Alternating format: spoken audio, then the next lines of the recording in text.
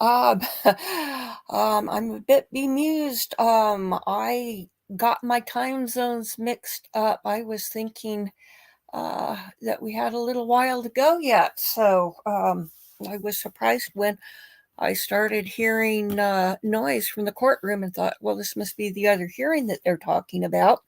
But no, it's not. So, okay, we're going to play catch up on this at 1.25 because we're a few minutes behind now. So, um, without further ado, um, here we go.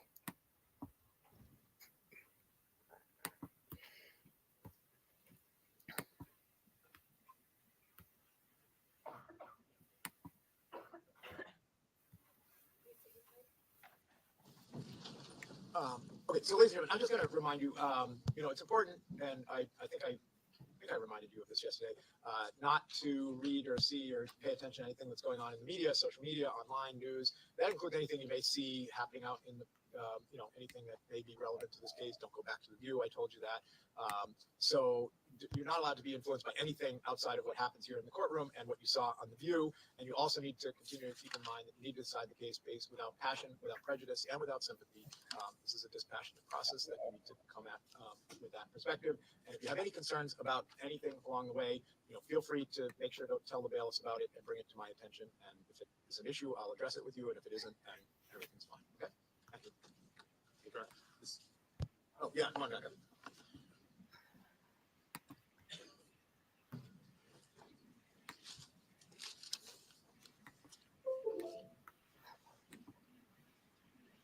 Oh, you're before.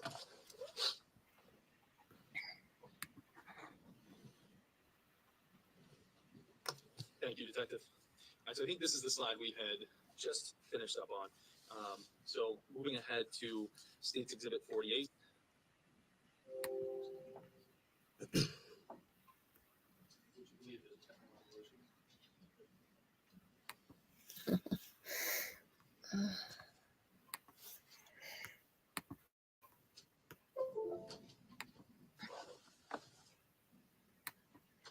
In fairness to the lawyers, I have been dealing with other cases, so they have been here, been able to play with the technology since. My apologies. Thank you. The whole restart thing. Do you mind just staying on? Thank you. All right, so again, this is where we left off. So going back to the pool table cam, I'm going to play State's Exhibit 48. Before I hit play, similar to before, can you describe what general areas those boxes are detailing, where we should be looking? Yeah, this just left off in the previous clip. Yellow box is where Timothy Pouliot and Michael Mendoza are talking to the three females. And down at the bottom right, big red box is Mr. Delee down there. In this clip, you'll see the three females walk back down towards Mr. Delee. Is this one of those overlaps that we were talking about? Yes, it is. Okay. And just to refresh kind of everyone's memory, the last clip we had watched was the interaction between Timothy and Olivia in that group at the bar. Mr. Mendoza, Yes. Abby, and Yes. we saw the woman walk back down to Mr. Delee's area. Yeah, this one looks like a shorter version of just a different view. Okay. Inside view. All right, so this one's about 40 seconds.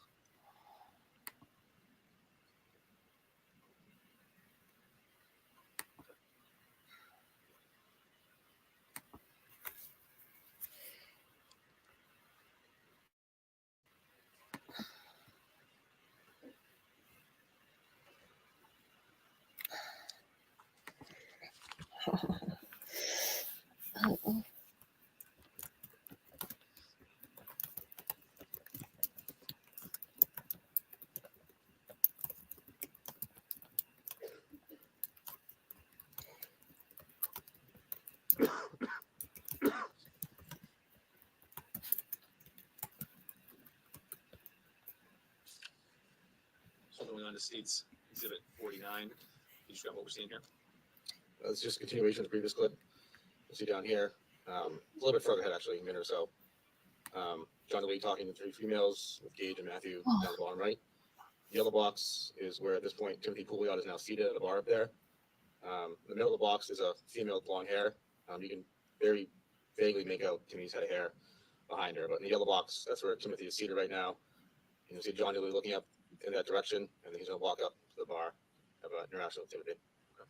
And this is about a minute and a half or so. Yes, that's accurate.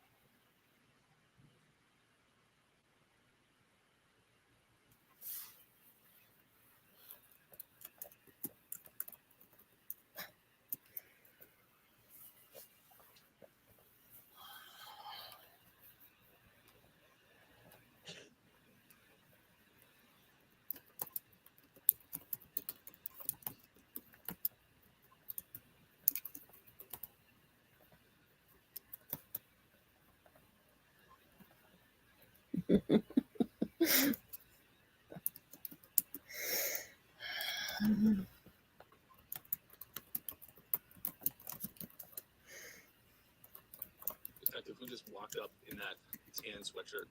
That's Gage Chandler. Okay. Keep in mind just stepping down, pointing out.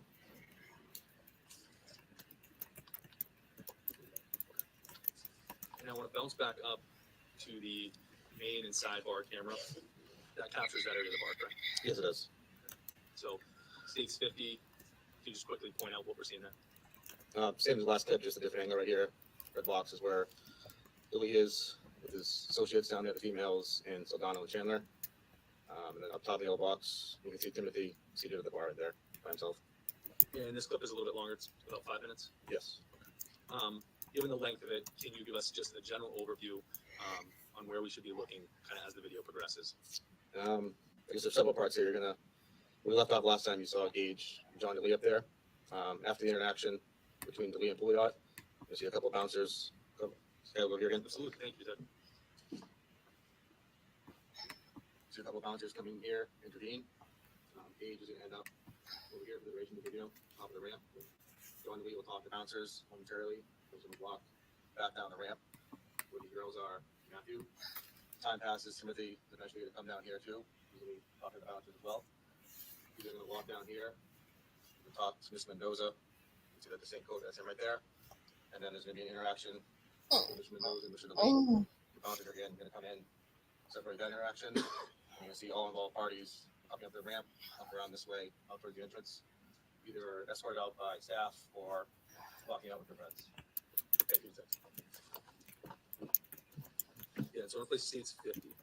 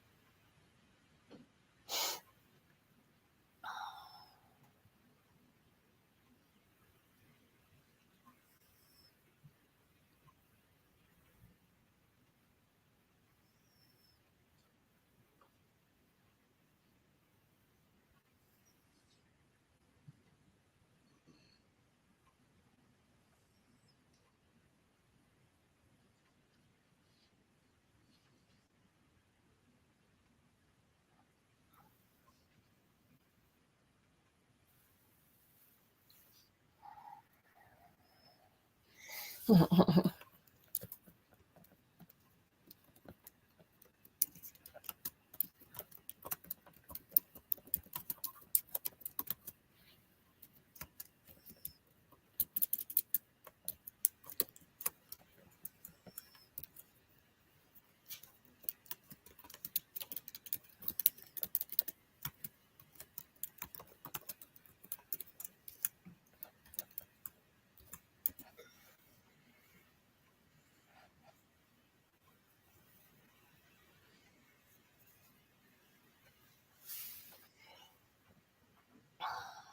right, so the beginning part of that video, given the angles of the cameras, I'm assuming the pool table cam also caught part of that. Yeah, so that one does reach up to the main bar area. Okay. So looking ahead to states 51, and again, we're going back to that pool table cam looking up. Is that area where that interaction occurred that we just saw? Yes. The beginning part of the interaction. Yes, John Delee is already up, standing over Timmy, who's seated at the bar, right there in the red box. Okay, and this clip's shorter, 15 to 20 seconds. Yes, I believe this is the quicker clip, yes.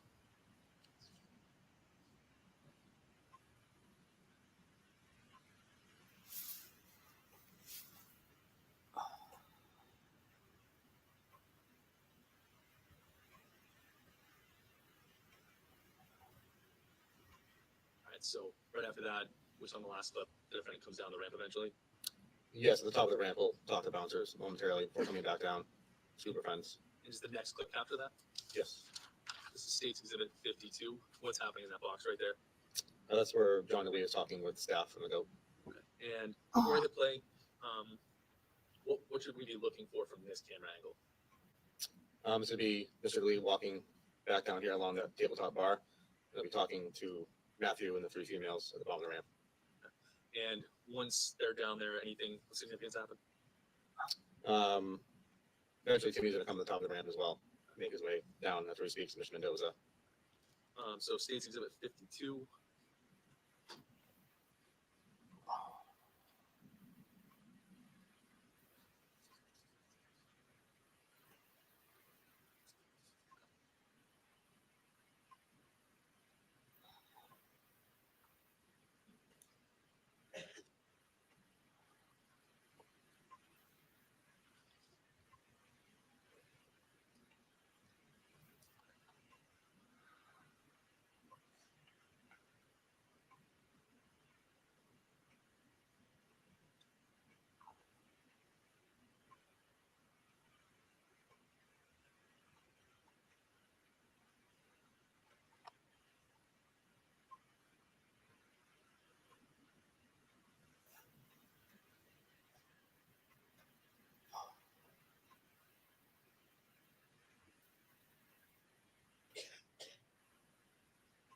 So the next clip is States Exhibit 53. Does this next clip pick up where this one's leaving off? Yes, it does. Where should we be focusing as we're watching States 53?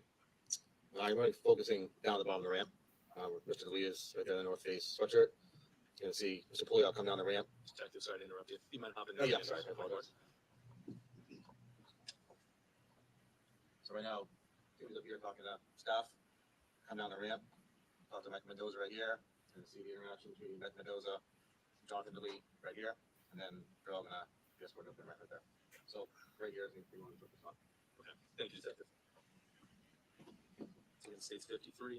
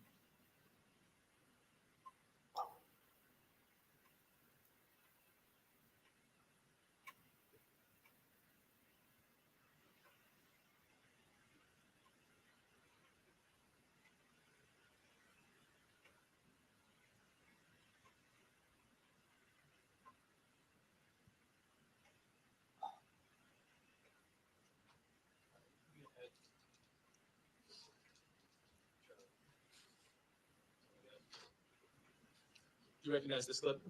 Yes, I do. This is States 54. This looks a little bit different than the footage we just watched. Where was this footage taken from? This is taken by a patron at the bar.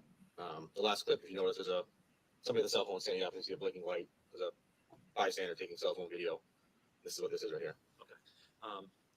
Obviously, I was turning the speaker up, but does this have sound? Yes, this one has audio and video for it. Okay.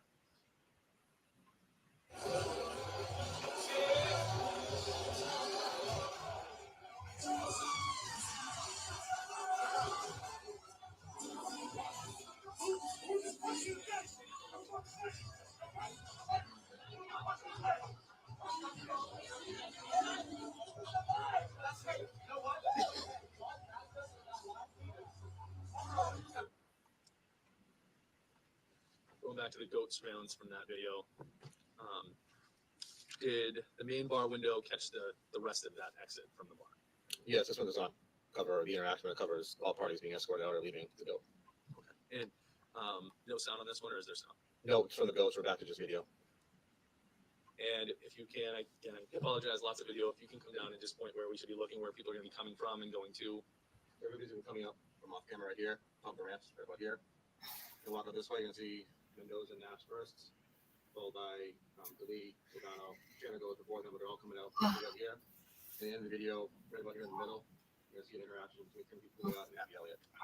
All right, thank you, Detective. Not sure if I said it, so States 55.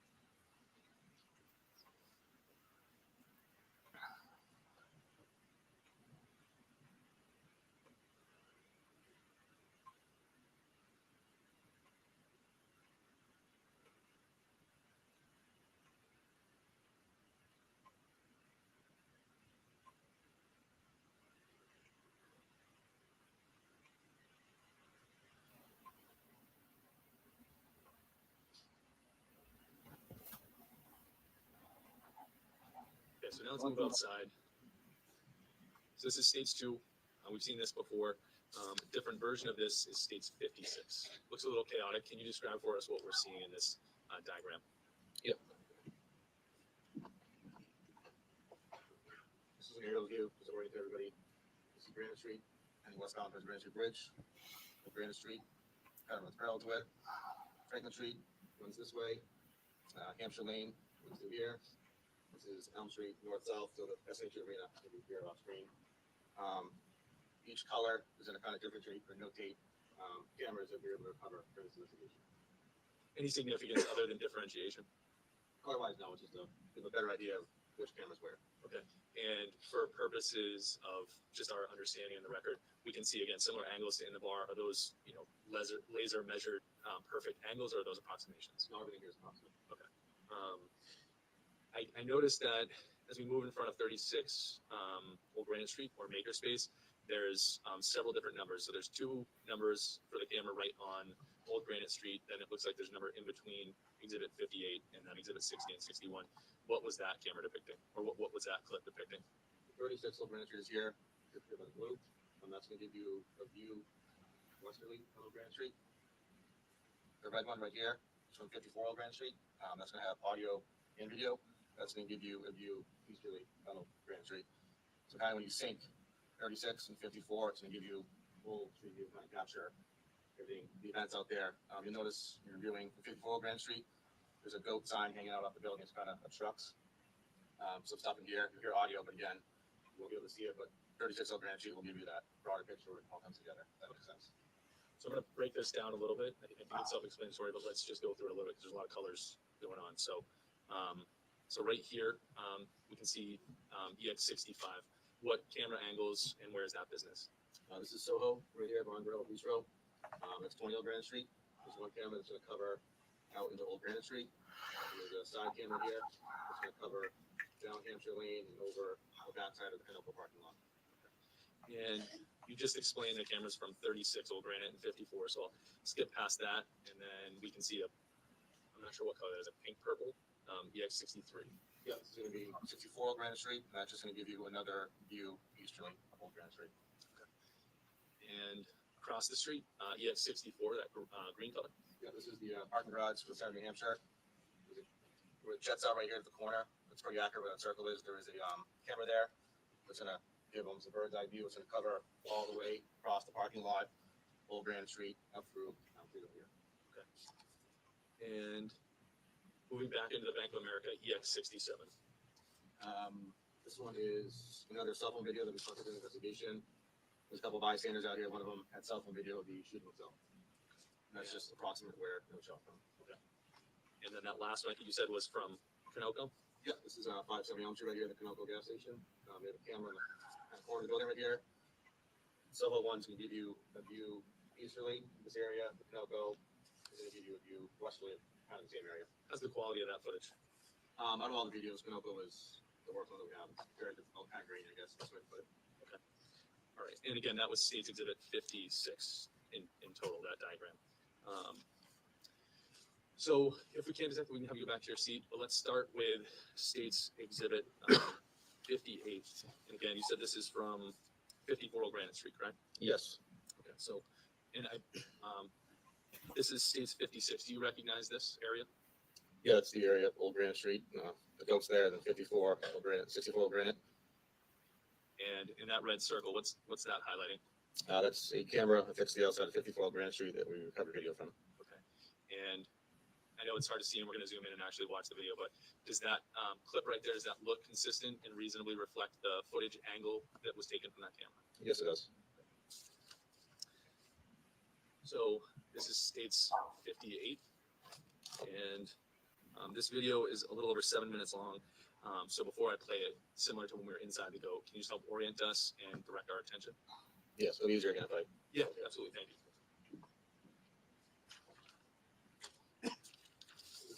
Go right here, 50 Old Granite Street. Entry exit right here, so you're going to see the involved parties start coming out. Mendoza and Nash going to walk across the street and get inside this white vehicle right here.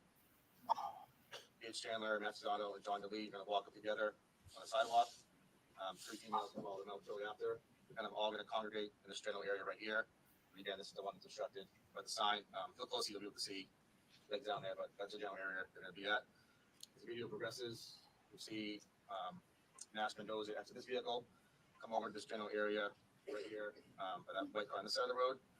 And during about a minute and a half in, you're going to see Mr. Pouliot come out and start walking this way. As the video progresses, see Mr. Pouliot start walking back up this way from the sidewalk. You are going to hear the audio of a lot of popping noise, which is going to be consistent gunshots. When you hear those gunshots, you'll see a lot of people heading out this way. And then they'll just roll on for a little bit, and you'll see the MPD response. There'll be multiple cruisers coming this way and down here on Elm Street. So there's going to be audio on this one. Yes, this is the one that has outdoor audio. Yes. All right. So I'm going to play States 58.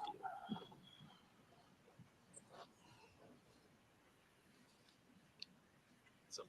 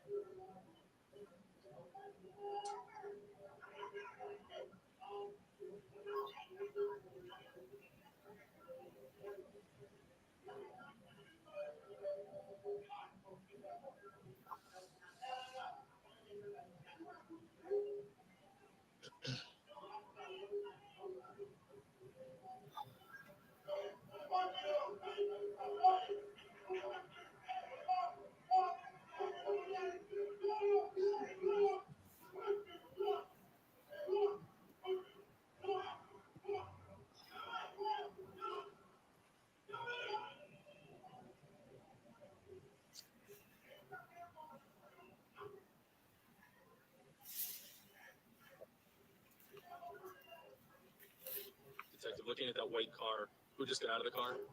It's Fred Nash.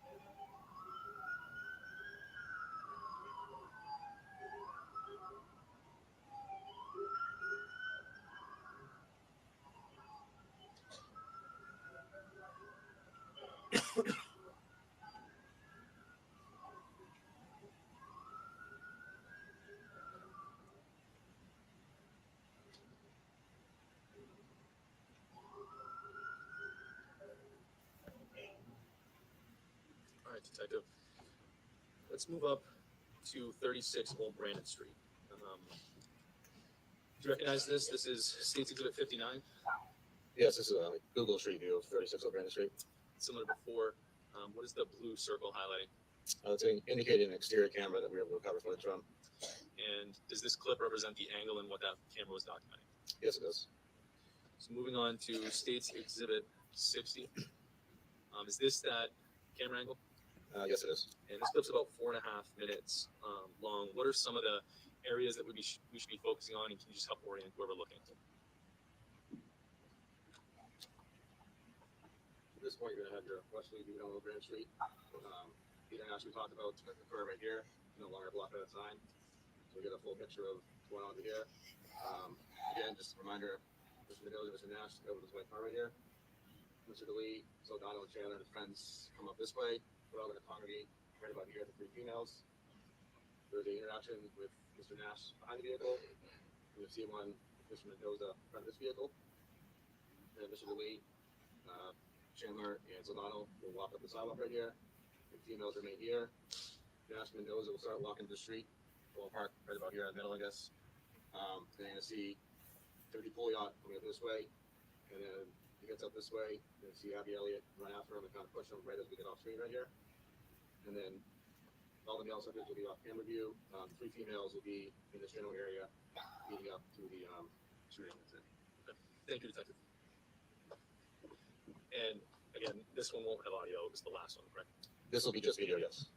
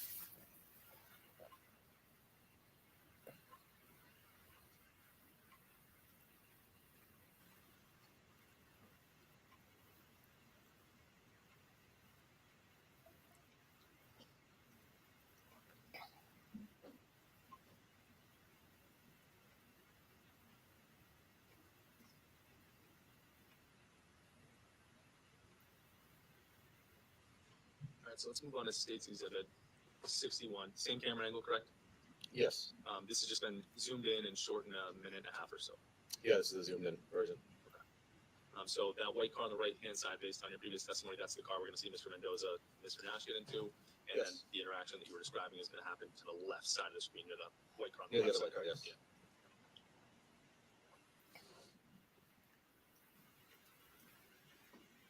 This is State 61, if I didn't say it.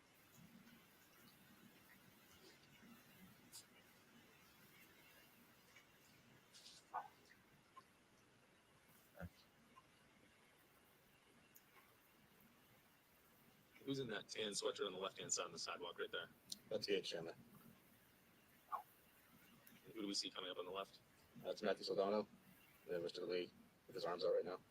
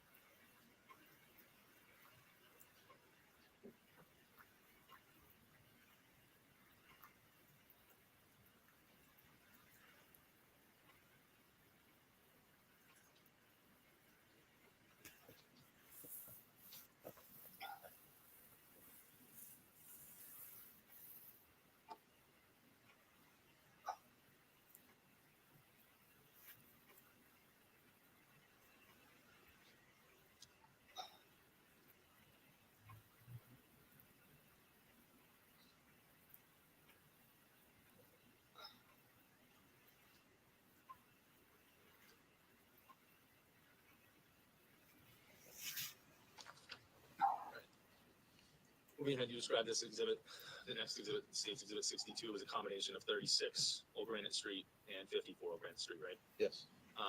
Synced up, side by side. Yes. Okay. Is it perfectly synced up? Might be off by a second or two. Okay. Let's give you the perspective, east and west, to come together.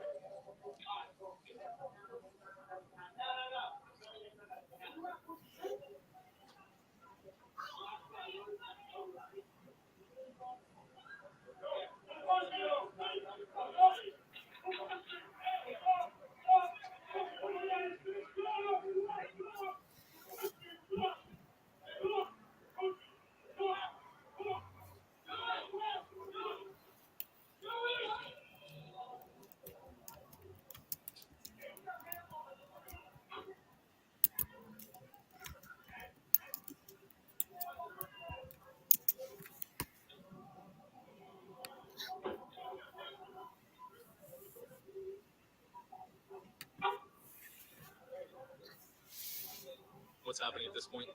Mr. Nash is walking over to Mr. Delee.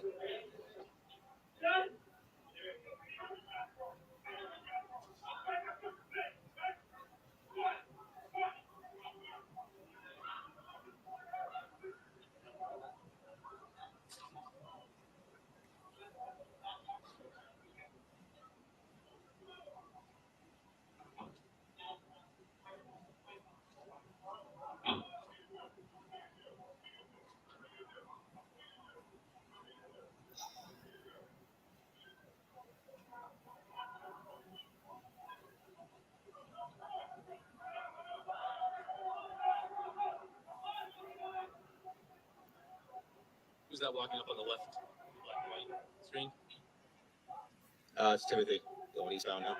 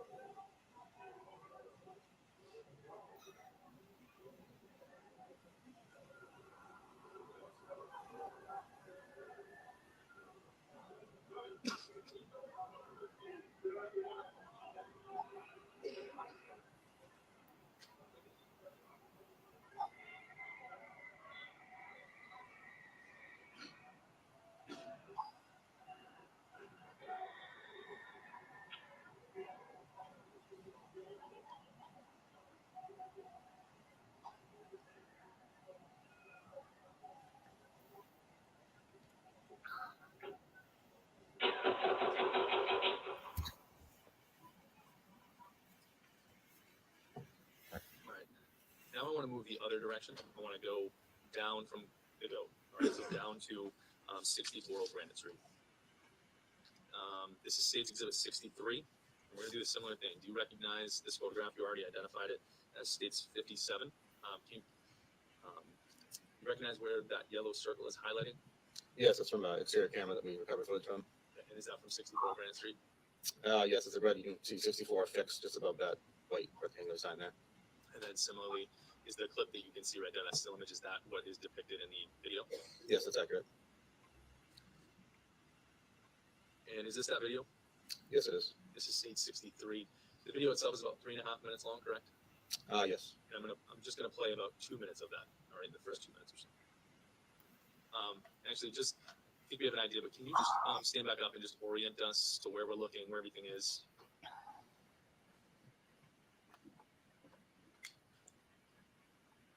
So we're going to be looking easterly again. This is that white vehicle. And those are Hampshire in. The goat's going to be up here as a. It's very nice to see this brick right there. That's the entrance to light. And in this video, you're going to see Mr. Pouliot come down this way, walking westerly down on Grand Street in the sidewalk. Thank you, Detective. All right, State's Exhibit 63. And no audio for this one? No.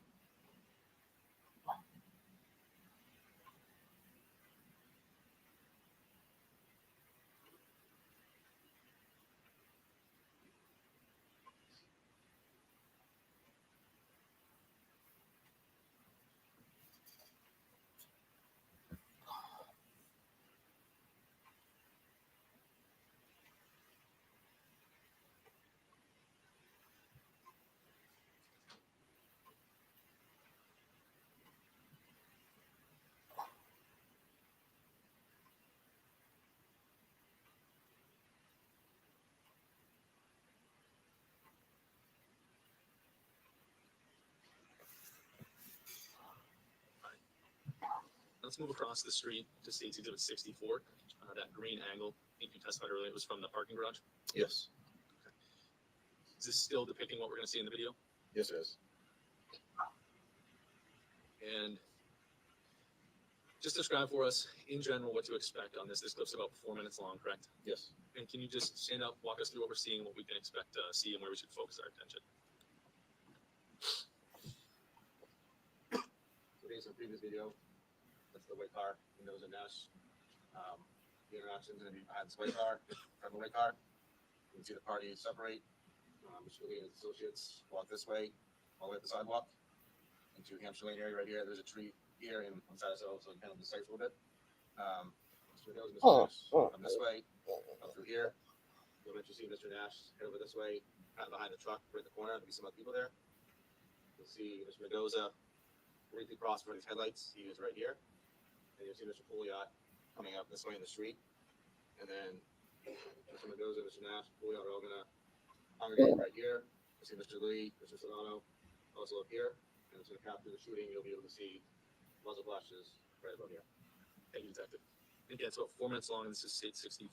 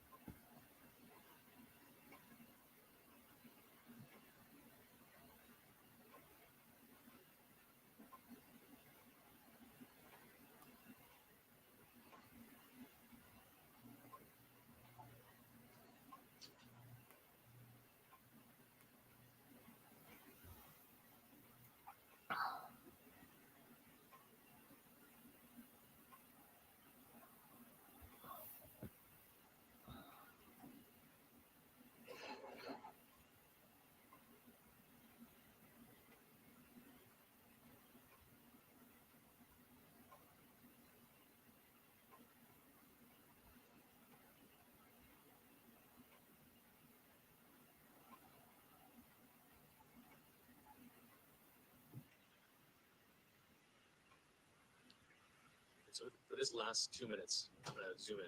Okay.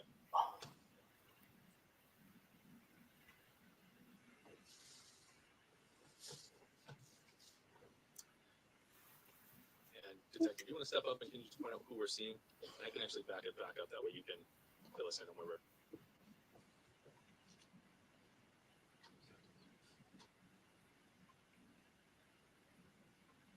So who's walking in front of Soho right now? You see Gage Chandler, John Delee, and Solano. Oh. 1, 2, 3. Who's right there? Trent Nash and Michael Mendoza.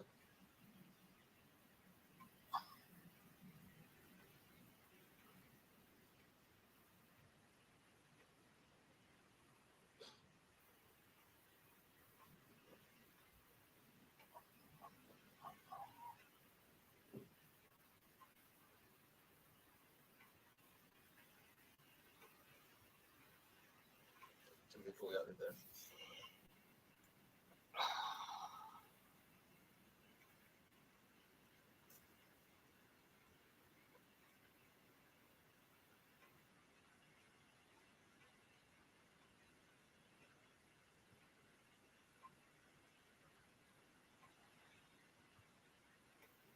So what area should we be looking for the gunshots?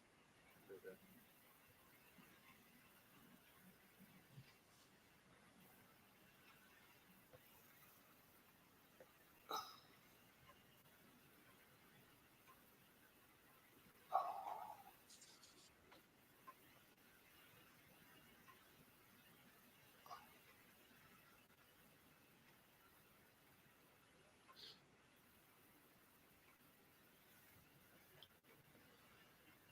Who's walking right there? It's John Delee walking back down the wing. Thank you, Detective.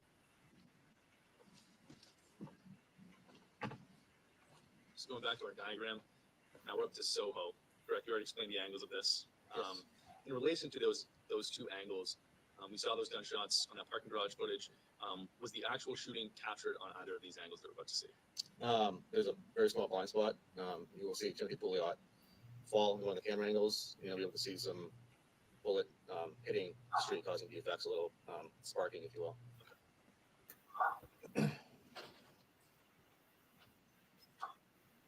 All right, and is this a split screen? This is States Exhibit 65, my apologies. Is this a split screen of both Cam 3 and Cam 4?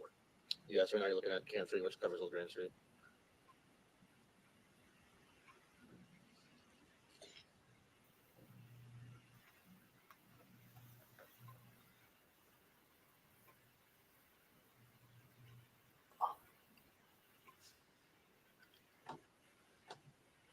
So who do we have walking up here? Um,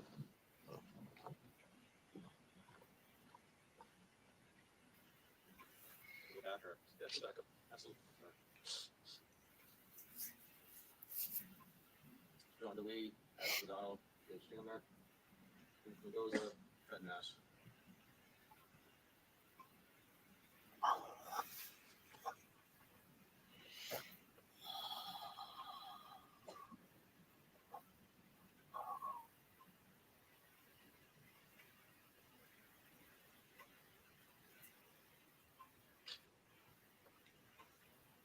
Right here, where about is Trent Nash and Mendoza?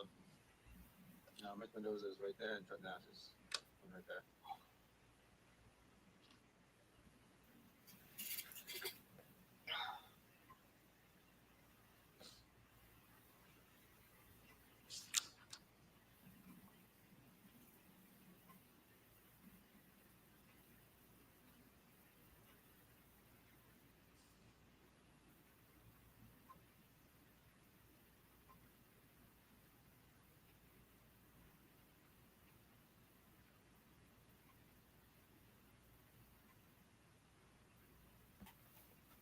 So where should we be looking now? You see Timmy Paul right here.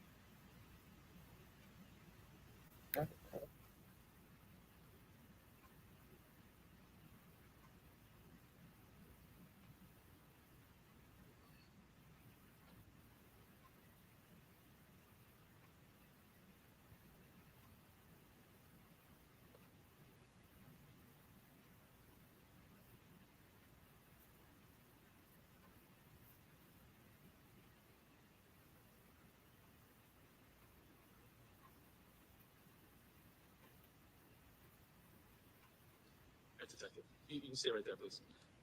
So you just mentioned you could see bullets hitting the pavement, correct? Yes. Before we go to that, the timestamp on the video that you can see in the upper right-hand corner of the videos says 1 a.m., 48 minutes, and 38 seconds. Is that accurate? No, it's about an hour and 3 minutes. So fast. Fast, okay. And are some of those other video clips that have timestamps, are those off a little bit? A few seconds here and there, but they're really ballpark. Okay. And now at this point, I'll come forward. Oh. Who's this? Okay, and we can see him reaching for something. Yes. Okay. At this point, where is Mr. Mendoza and Mr. Nash? So Mendoza is right there. It's right hard to see. Nash is behind my truck in the corner. This area. And correct me if I'm wrong, this is the Bank of America parking lot? Yeah, sorry. That's not the alleyway? No. Okay. How about Mr. Pouliot? Down the sidewalk. Oh. Down there, but eventually we'll come into view. Just 1 second.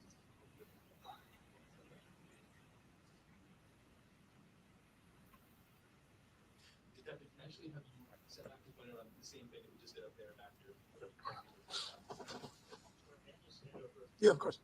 Yeah.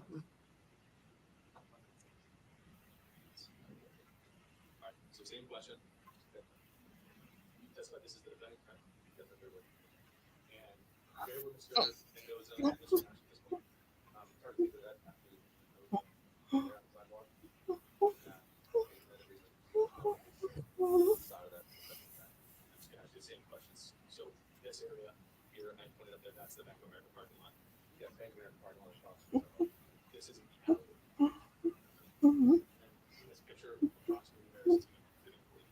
Like somewhere down here on the sidewalk, walking this direction. We just progressive, we'll see him come out here, come on.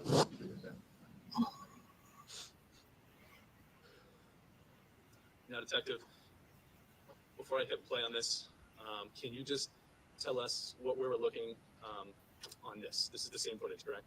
Yes. Just zoomed in? Okay. Where are we looking at in this camera angle? Camera 3 zoomed in, you're looking at over into it again. This is a view to catch Mr. Pouliot falling backwards right about here. You'll see 1, 2, 3, 4, either impact on the pavement or you'll see an actual spark from the projectile in the pavement skipping off. I'm going to back it up and then do it again because I think it started to play. So we should be looking right to left as far as the circles go. Yeah, it's going to work this way. Thank you. And I know that happened quick. I'll play it one more time just to make sure for the people that it's their first time seeing it.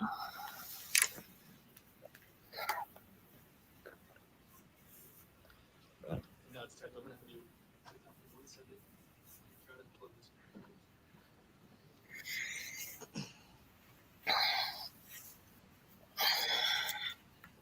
So the footage we just watched was a compilation or a side-by-side camera screen, correct? Yes. For the exhibit, they'll have the picture of the compilation, but they'll also have individual videos. Yes, there's, yeah. Both sides videos. Yep. So same exhibit. It's about 2 minutes, 30 seconds. Just this is the alleyway. Is that correct? Yes, that's Hampshire Lane.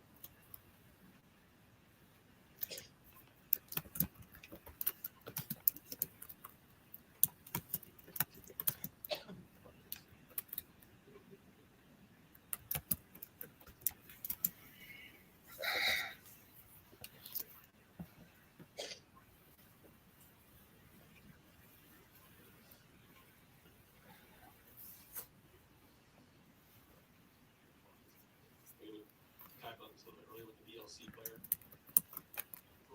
Mhm.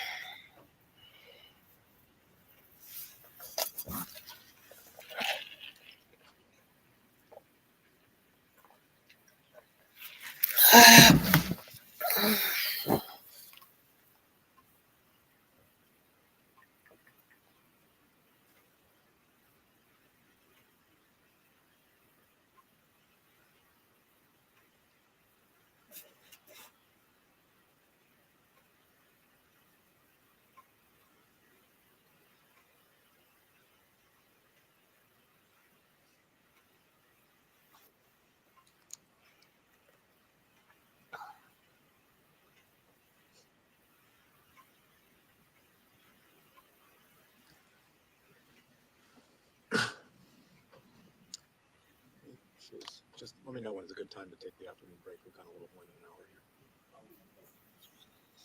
Okay. We could take 1 hour. I can just get through these last ones. Let's try it. Sure, we'll go.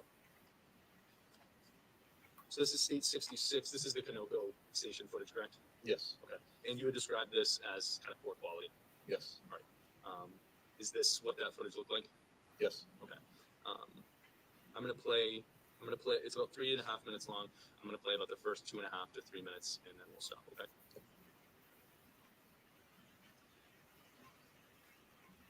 I hate to pause, but the audio that we're hearing, is that related to the actual camera? No, I think it was inadvertent when the captors are downloading it or getting it from the store clerk. It's inside audio from to download the video. It does not capture anything outside. Okay. I'm gonna remove the audio so it doesn't distract.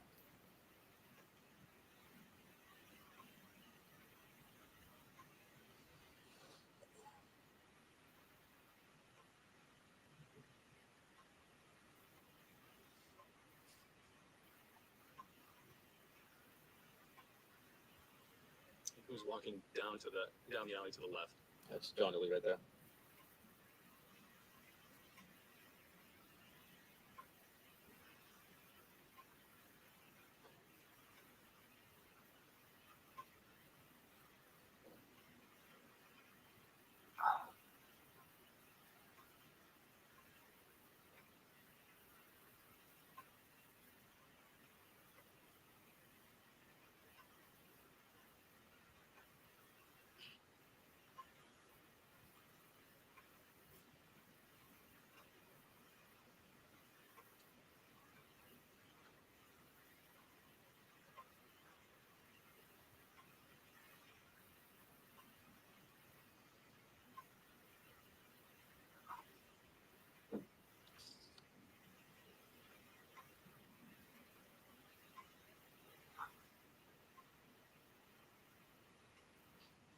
These people walking, related or unrelated to the event? Nope, unrelated.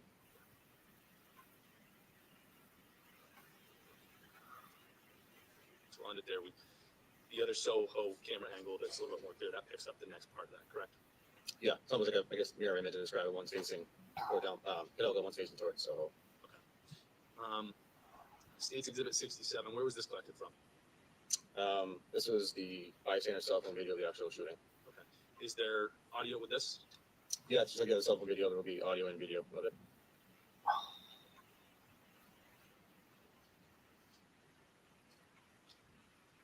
I'm going to play a little bit of it, then I'm going to pause, ask you to identify who we're seeing, and then I'll back it up and play it through. Yep.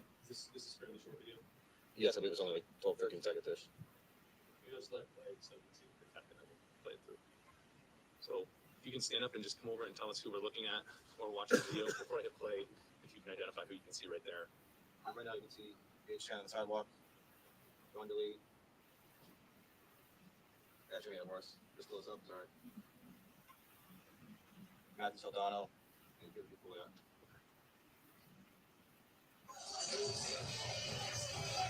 Dude, these guys are awesome. I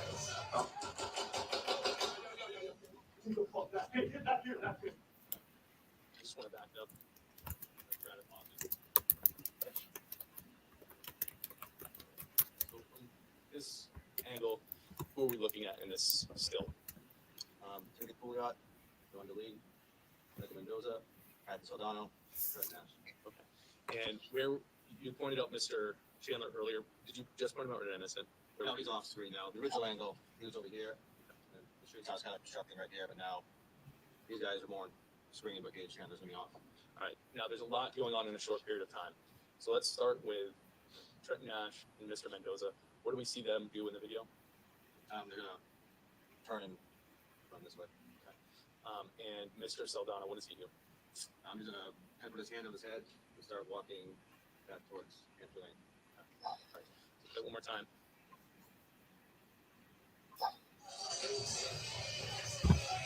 Dude, these guys are awesome.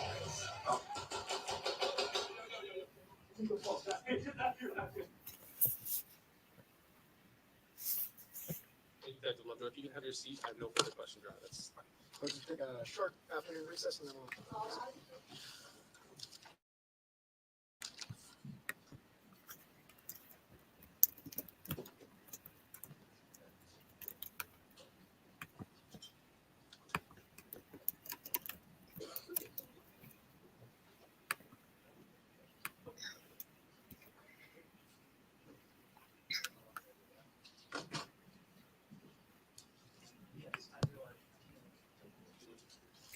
Oh, I just discovered that the mic was unmuted all this time.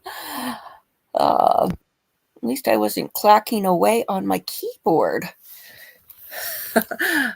I had somebody complain about that once, and I went, "Oops!" and so I unmuted it, and I thought she was really annoyed, but we got chatting, and she gave me a super chat. So, anyway, yes. Let's see. Did they say how long the break is? Let's see. Let's listen. Go back a bit. Listen to what. Dr. Lovejoy, if you can have your seat, I have no further questions, Your Honor. That's We'll just take a short afternoon recess and then we'll. Okay, so it's not my imagination. He didn't say a set time.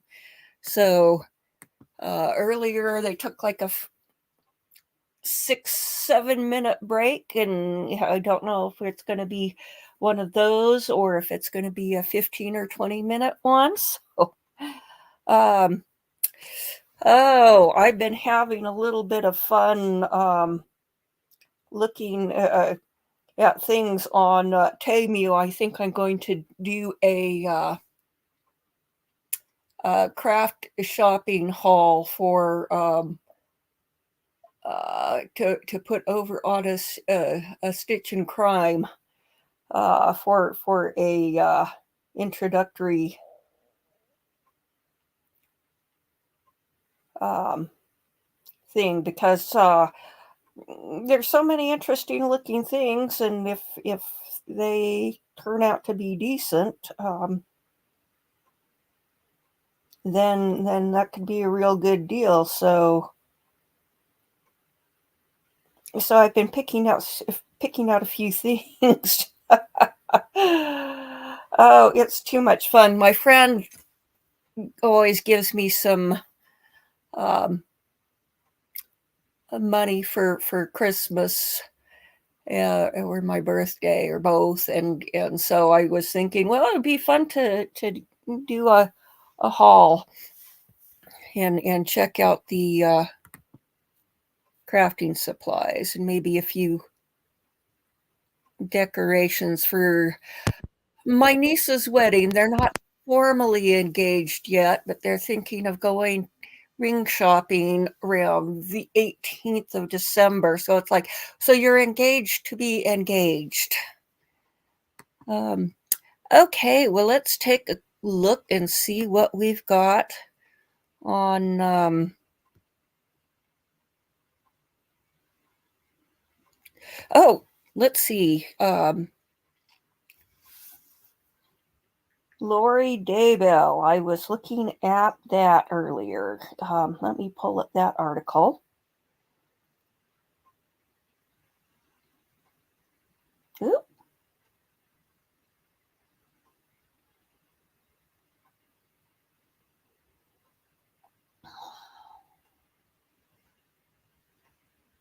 Oh, it looks like there's a video up on the whatchamacallit, extradition. So let's pull that up and take a look at that.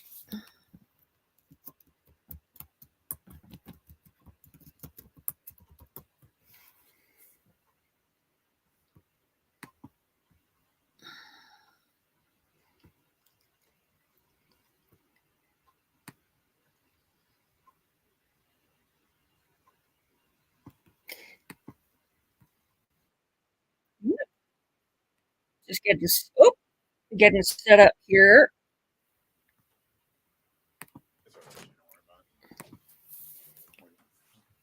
Gave it our best college try.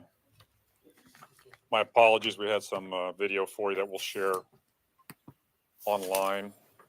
We were going to play it for you today, but obviously we're having some technical difficulties. My name is Paul Penzone. I'm the sheriff of Maricopa County in Arizona. We're just going to give you an update on a story of interest, not just here in Arizona, but I know across the nation. just after midnight last night, Maricopa County Sheriff's Office deputies booked Lori Vallow into our ITR facility. 1 count of first-degree murder, 1 count of premeditated first-degree murder. She was extradited from Pocatello, Idaho, where she was already in their Department of Corrections there in custody at one of the prisons. We sent 4 deputies there by car. Normally we would fly, our extradition team would fly to pick it up, but because of weather conditions, we felt that it was more predictable and more within our control that if we were going to transport her, that we wouldn't have to deal with any kind of weather conditions or air travel challenges. So our deputies left on the 27th for Idaho, arrived there, stayed for a day to prepare, and brought her back. We sent 2 extradition deputies, a supervisor, and 1 deputy from our K-9 division, but it's just because she's a female deputy. We want to make sure there was a female accompanying suspect Vallow in her travel back. It was about an 18-hour trip. In my statement, as you saw, I talked about the fact that we do about 250 plus extraditions every year. So this is not new for them. The uniqueness or maybe the circumstances involved in this particular case are very high profile and much to the interest of our local and national audience. I don't want to diminish it. It is what we do, as I stated, and we do it very well, whether it is her or any other fugitive who's wanted in the state of Arizona. We're going to facilitate transfer into our custody so the prosecutor's office can prosecute them effectively. She had her initial appearance at about 2 a.m. when she was remanded without bond. So the case will now be in the hands of the county attorney. While in our custody, at the conclusion of whatever happens with the court case, she will then be returned to Pocatello to their Department of Corrections. So I want to thank them for their cooperation and facilitation of this also. And I also want to just recognize and express gratitude to our team here, the deputies that spent 4 days on the road to bring her back safely. We do have a really, really good video for you, which I can't show you right now, but we'll get it to you of bringing her into the jail where you get a good look at the process, the initial process of her custody. So I don't, there's not a whole lot more depth to it than that. I just want to make sure you heard from me the status of it, and I'm happy to answer a few questions if they're related to this case. I'll start with I was going to say, will she be kept in any sort of segregated situation, or is she going to be? Yeah, no, that is a good question. She will be. She's deemed to be high security, so she'll be isolated in a high security area, the Estrella jail. Tell us what goes into a process such as this. You've dealt with high-profile inmates in the past. That's not new, but obviously this planning has been going on. I would assume for some time. It has, and we wanted to make sure that it was. During my tenure as sheriff, I feel like our focus has always been about being really fundamentally sound and less about the bells and whistles. And the men and women who put the planning and preparation took everything into consideration. As I said, we had challenging weather conditions. The last thing we wanted to do was try to fly and get stuck in an airport where suddenly now we're in a space where there's a lot of community members and others, and it takes an extensive period of time. If we're going to travel that road, we need to make sure that we had the appropriate vehicles. As I said, we sent a female deputy to make sure that we had a female deputy accompanying a female inmate. We sent those from our FATE detail, and extraditions facilitated this because we're the best at managing any kind of transfer of custody or apprehension of those deemed to be dangerous. And make no mistake about it, sometimes I think we look at a person and judge them by appearance, and we go, well, this is a relatively moderate-sized female. What kind of a threat can she be? She is as much, if not more, of a threat to the harm of others. Sounds like we're already back over at the. We're not. Could I ask you to step over to the street for a moment? Sure.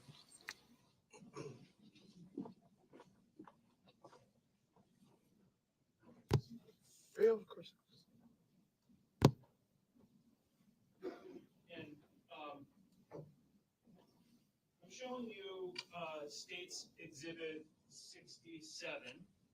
And just if you could look one more time, could you identify us where Trenton Nash is? All right, wearing a white T-shirt, correct? Yes. Okay. And he's wearing a white T-shirt from the beginning of this video, correct? And yes, at some point outside, he takes his jacket off just for this interaction. And so,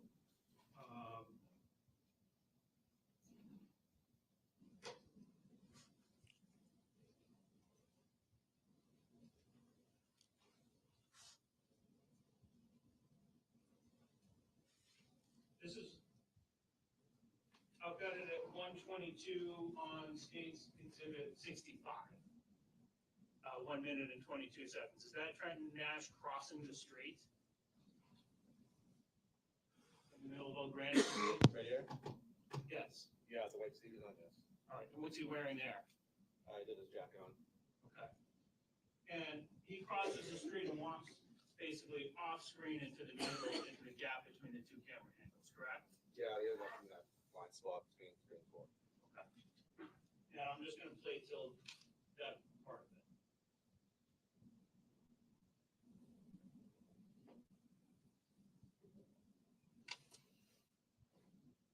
All right. And he's off screen now, right? Yes. We never see him again with his coat on, correct? I don't believe so, no. And we don't actually see him take the coat off. No. No further questions, Your Honor. Anything further? Nothing further on. All right, you could step down. You're all set.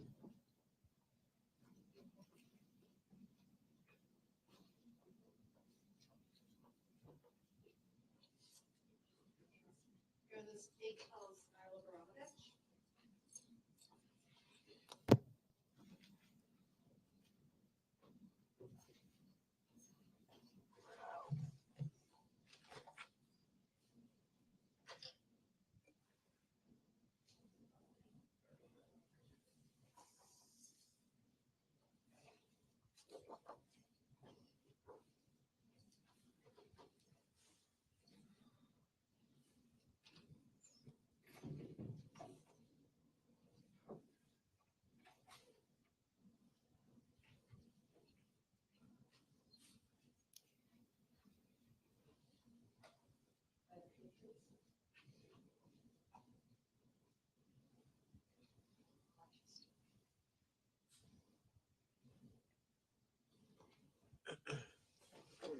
Do you solemnly swear the testimony you will be giving will be the truth, the whole truth, and nothing but the truth, so help you God? Yes, sir.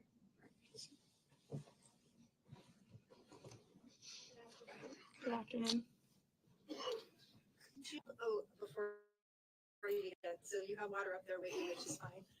And there's a microphone that's right in front of you. That's kind of gray. So if I can't hear you, I'll ask you to speak up, but just so you know that that's there too, okay? Thank you.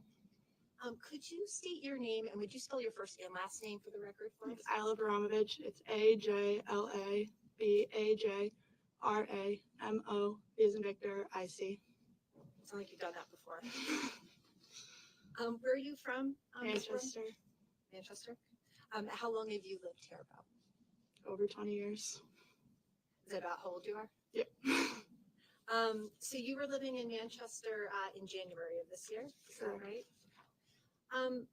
Where were you working at that time? I was at the GOAT. You were at the Go, and what was your position there? What did you do there? I was just hosting Okay. About how long had you been working there? about like 4 months. Are you still working there now? What was the last time that you've been to the Go? The Monday after the shooting. So I want to take you back to that time, so January 27th, that night into the early morning of January 28th. Mhm. Can you describe for us what your plans were on that evening? I had gotten dinner with one of my friends, and then we had gone to the GOAT to go see our friend Sarah. So who was the friend that you went to the Go with? Kayla And what's Kayla's last name? Norton. And you were going to meet a friend named Sarah? Was there anybody else with you? Nope, just me and Kayla. So do you have an idea about when you guys arrived at the Goat? Say around 11:30. Did you know Timothy Pouliot that night, or before that night, I should say? I just seen him there from working there, but I've never had an interaction with him. Was anybody that you were with a friend of Timmy's? Sarah was. So going back to that evening, I'm going to move you forward now. You said you were at the bar. So about around 12:30 a.m. So towards the end of the evening. What happened in the bar around that time? Sarah, I was bringing her home, and she was closing her tab, and she was taking her time. So I had gone up to her, and I was like, "Come on, Sarah," and she was talking to Timmy. So then we all just kind of started talking, and then John had come up behind me, and I'm tall, so somebody was overtowering me and I was uncomfortable. And he had started talking to Timmy, telling him to go outside and that he was going to meet him outside. And Timmy was saying no. So I had worked there, so not at the time, I wasn't working at the time, but I had gone over to grab a bouncer. But at that time, Brian had already walked over. So I'm going to stop you and walk you back through that just a little more slowly so we know everybody we're Mhm. talking about. So you're first at the bar because Sarah's closing out her tab? Yeah. Okay. And Timmy's there with you guys? Yep, Timmy was talking to Sarah at the time. All right. And what are you just kind of standing waiting for them? Yeah, I was telling her that I was like, we were all ready to go. And then her and Timmy were taking Snapshots, so we just kind of were Snapchatting off her phone. And that was about it. Who was supposed to be leaving with you that night? We were taking Sarah with us. Kayla Norton was with me, and Cole Capano. Cole Capano. Okay, so that was another friend. Yeah. And you said that John came over. Did you know who is this? The defendant. The defendant. Okay. Do you see him in the courtroom today? I do. Can you just describe him by something he's wearing or where he's? Yep, he's wearing a suit jacket and a black tie. The record just reflect that it's identified the defendant. Had you met John before that night? No. So can you describe for me again what was making you uncomfortable in that moment? Just having somebody overtower me, and you could tell that he was like standing above me and behind me, and I was just uncomfortable because somebody was like above me. And were you standing right next to Timmy when this was happening? I was standing right behind Sarah, and Timmy was to her left. And then can you describe for me again what you were hearing for a conversation? John had walked over and was telling Timmy that he was going to meet him outside, and then he was telling him to go outside. And Timmy was saying no. And did this just happen once, or was this said more than one time? It was like 2 or 3 times. Other than physically, the fact that he was taller than you, what was the defendant's demeanor like? Like, what was he? It was like forceful, like kind of yelling at somebody to go outside, to meet them outside, like starting a fight. So that's where I went over to grab a bouncer because it was like starting to spur up a little. Okay. And so you walked away from the bar at that point to get a bouncer? Yep. Were you able to get somebody before things started to happen? As I was talking to the bouncer, pointing out where it was happening, Brian had already walked over. And do you know what Brian's last name is? Brian Delaney, I think. Okay. He's a bouncer at the Goat. Okay. So he had walked over and intervened before you came back? Yep. What was, you've described, so you said you're 5'9"? Yep. Okay. And that felt tall to you to have the defendant over you. Mhm. How tall was Timmy compared to you? He was shorter, so like 5'1" maybe. What happened at that point? Once Brian Delaney got involved and broke things up, what did you see happening at that point? I saw John going back down to the dance floor. Timmy was still up at the bar from what I could see with Sarah. And then Sarah had walked over to us, and we were about to leave until there was a fight down on the dance floor. Okay. And was that something that you were a part of at all? Did you? No. Oh, sorry. Yeah, we just have a record, Yeah. so I have to remind you to keep your voice up so we can hear it. Did you leave after that fight had been broken up?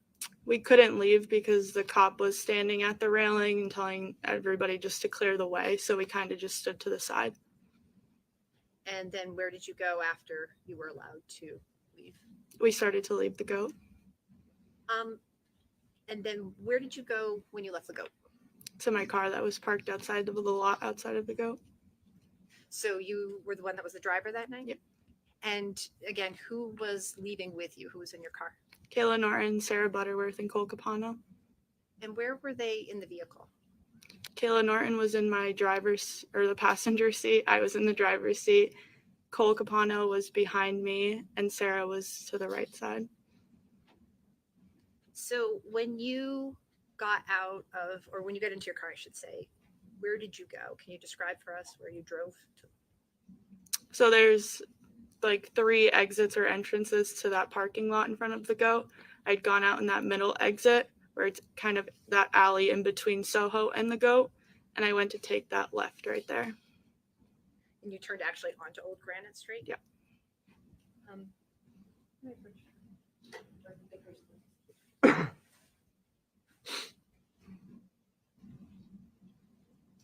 going to show you either what's been marked for identification only as states exhibit number 74. Mhm. Do you know what you're looking at in that picture? Yeah. Okay. Okay. And what does this look like to you? The side where the goat and Soho are. Okay, kind of an overhead view Yeah, of the it. overhead. Can you mark for me where your car was parked and then just kind of show an arrow where you Yep. drove once you left that parking spot?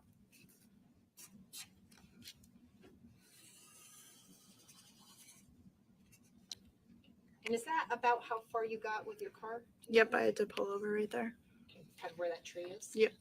Do you mind just putting your name and today's date underneath that?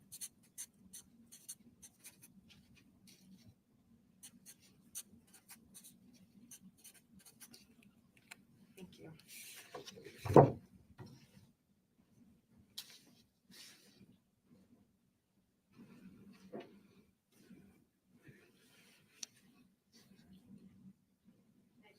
The ID of this The ID may be stricken.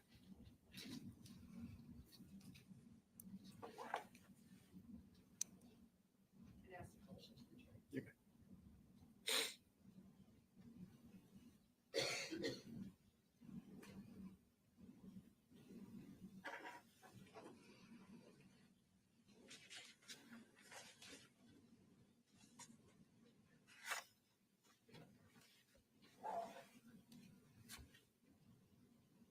While people are just looking at the path that you described, what was your car like? What were you driving? It was a silver Volkswagen. A silver Volkswagen? Okay. And do you know what model it is or what Passat. Okay. So just to describe again what you've illustrated on here. So you pulled out of that parking lot, that's the Bank of America parking lot. Mhm. And after actually kind of drove down it, and then once you came out that exit that's kind of close to Soho, Mhm. you were taking a left onto Old Granite Yep. Street? Okay. So were you headed toward this new center Yeah. at that end of Old Granite Street? Yeah. So once you did that and made that turn, what happened? So I did hear some like pounding on top of my car when I was about to exit and take that left, but I thought it was just Cole like hitting his hand because I was like he might have rolled down the window, thinking his hand was hitting the top of my car. But as I took that turn, Kayla in my passenger seat grabbed me saying, "Isla, he has a gun, he has a gun." So I pulled over right there. So the first thing that caught your attention was, can you describe what was happening with the roof? You could tell that there was like something like not like bouncing off of it, but you could feel, now that I know, it's like the gun like reflection or the Was this something you'd ever experienced before? No.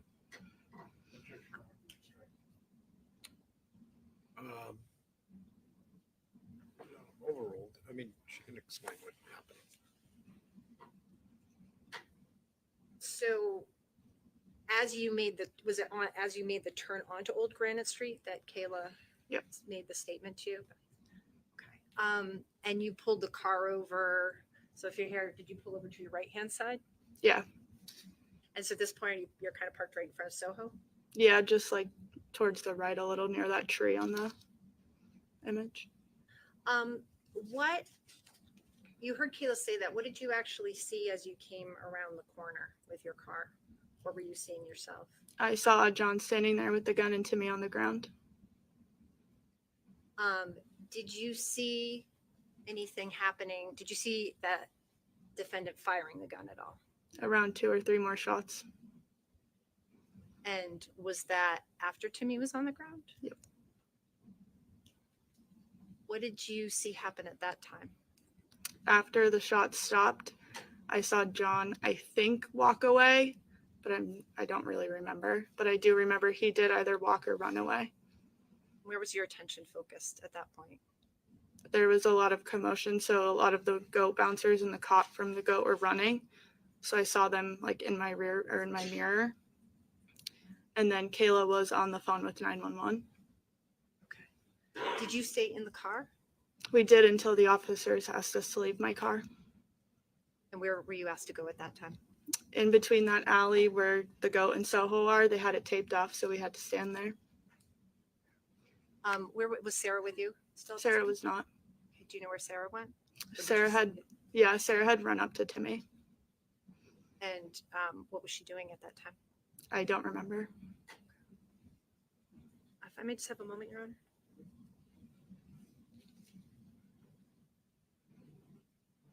I don't have any more questions for you, Isla, at this time, but the defense attorney may have a few questions for you. Thank you.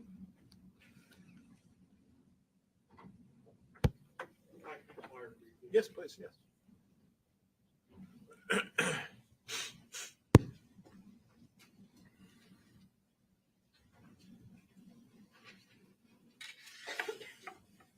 Good afternoon. Good afternoon. So just so that that we're clear, you were parked in the Bank of America parking lot, correct? Correct. And there's a little like parking shack or payment house right there, Yep. correct? It's fair to say that's where you were parked. Yep, I parked right in front of that. So after leaving the goat, you and your friends get into that car, drive through the parking lot, and the exit to that parking lot immediately adjacent to the alleyway between the makerspace and the Soho. Yep. Okay. And it's your intention at that point to take a left-hand turn. Yes. Okay. So as you pull out onto Old Granite Street, you're taking a left-hand turn. You hear a banging noise per your testimony, correct? Correct. Are you looking up the street to your left where you're turning, or are you looking straight ahead? Straight ahead. Okay. So you're basically looking at the Soho, correct? In between that, like that alleyway, yeah. Okay. And you're not looking in the direction that you're turning? Correct. Okay. And you hear this banging noise, correct? Correct. Do you look to your left when you hear the noise? Correct. I looked to see if Cole's window was open. Okay. And where's Cole sitting in relation to you? Behind me on the driver's side. So you look to your left, and at this point, you don't see anything, correct? You're just Correct. looking for Cole. And somebody else in the car alerts you that there's a person with a gun up the street. Correct. And at this point, you see that Timothy is already on the ground. Correct. Okay. And the banging has stopped, right? Not off my car, yeah, but not on the street. So at this point, you pull the car forward and you eventually stop your car, correct? Correct. Are you in front of the Soho, or have you pulled into that alleyway? I'm in front of Soho, but closer to that alley. And you stay in the car? Correct. Okay. A police officer ultimately orders you out? Yep, once they arrived. Okay. And you notified the police officer immediately what your observations were? Yep. Did they check your car for damage? Correct. They found no damage? Correct.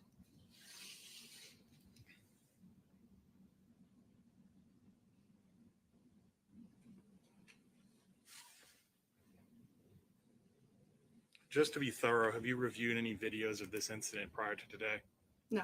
Have you seen any videos of this incident prior to today? I mean, after in January, yeah. Okay, so you watched videos of the incident in the news media or something along those lines? Correct.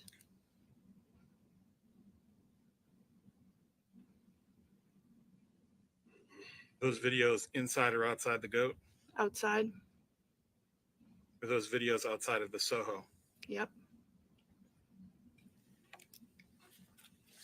No further questions for this witness, Judge.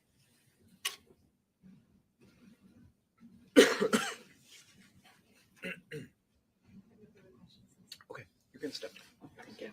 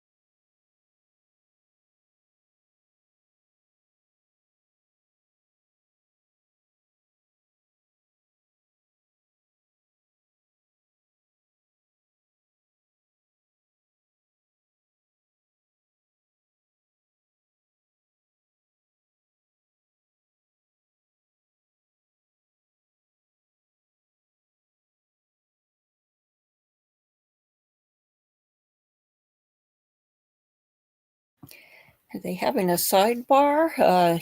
Nobody's at the table with our free-faced defendant.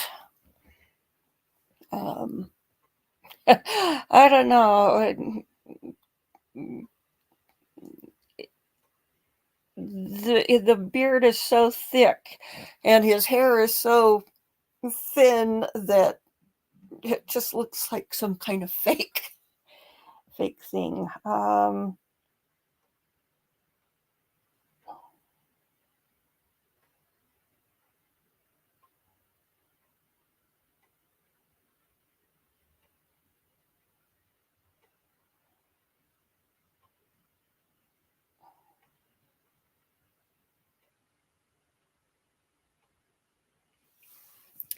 Well, let's see.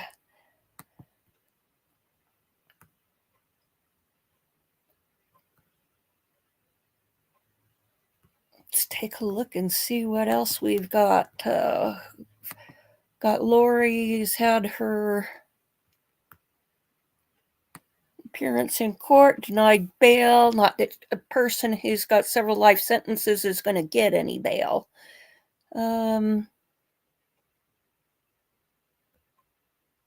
All right. Does the state have any further witnesses?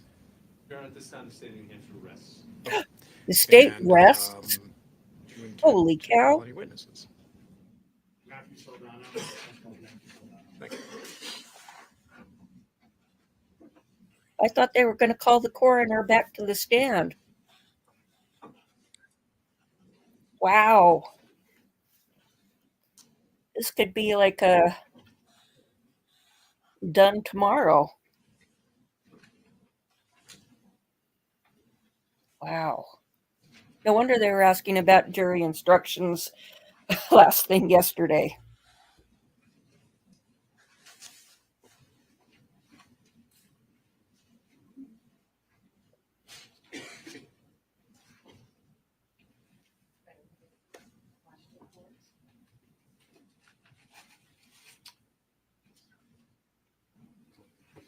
When you're seated, you can just raise your right hand. Do you solemnly swear the testimony you're about to give will be the truth, the whole truth, and nothing but the truth? So help you God? I do.